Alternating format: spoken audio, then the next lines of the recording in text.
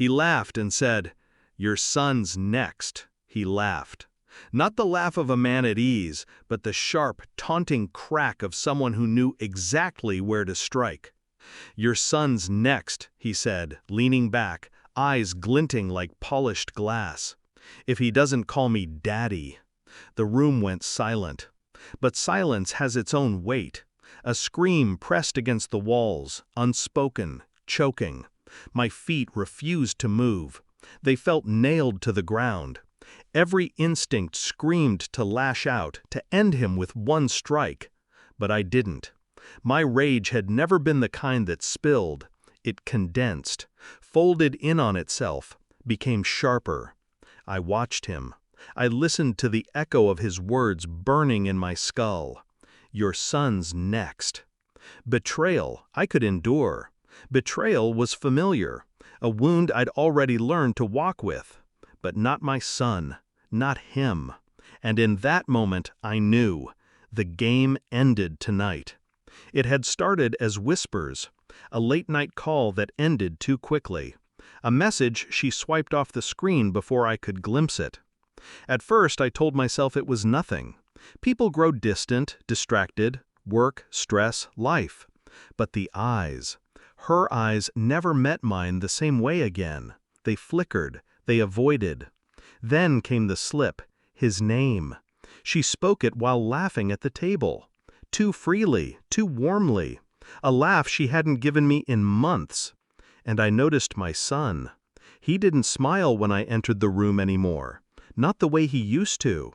His laugh, his tone, it carried hesitation, almost confusion. I asked myself the question I already knew I feared. Was he beginning to see another man as father? Or worse, had she already placed the thought there? Every detail became a knife.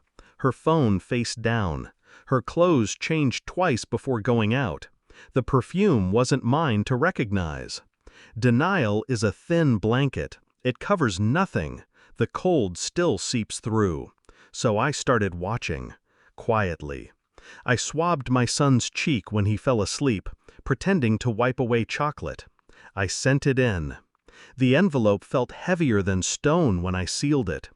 Weeks stretched into years. My face smiled at breakfast, laughed at bedtime stories. But inside, every tick of the clock carved deeper into me. At night I lay beside her. She breathed calmly, as though the world had no weight. My hand hovered inches from her skin. Touch was a memory I no longer desired. Then the results came. The envelope sat on the table, white, harmless, like betrayal always is at first glance. I opened it slowly. Each line, each number stripped away the last fragments of denial. Not mine. The boy I raised, the boy I carried on my shoulders, kissed on scraped knees, whispered promises of, "I'll always protect you." He wasn't mine. I stared until the numbers blurred. A cold calm spread through me. Shock didn't erupt, it collapsed inward, quiet, suffocating. That night I placed the paper in front of her at dinner. "What's this?" she asked. Casual, too casual. She read, her face drained, hands shook.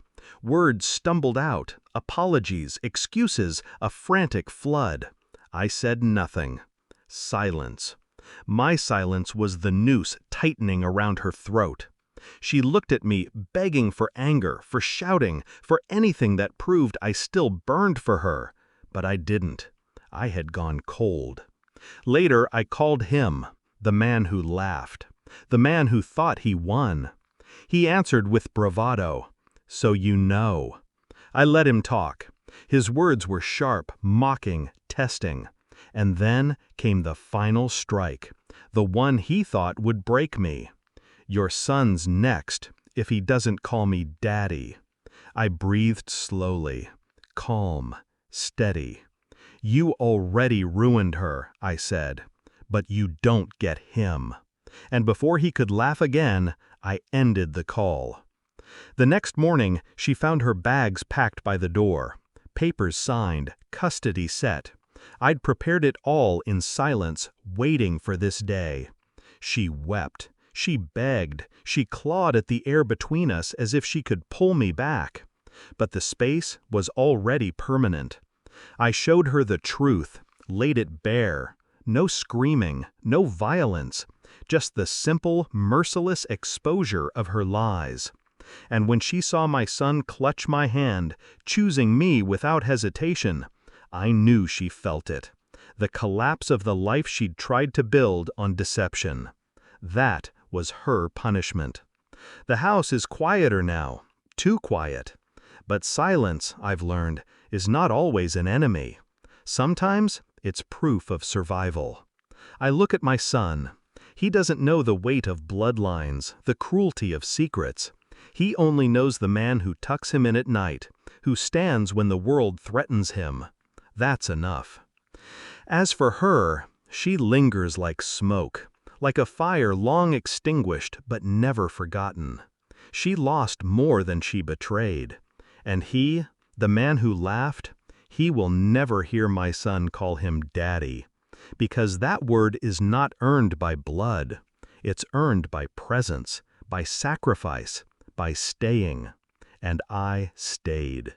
The game ended that night, and I won.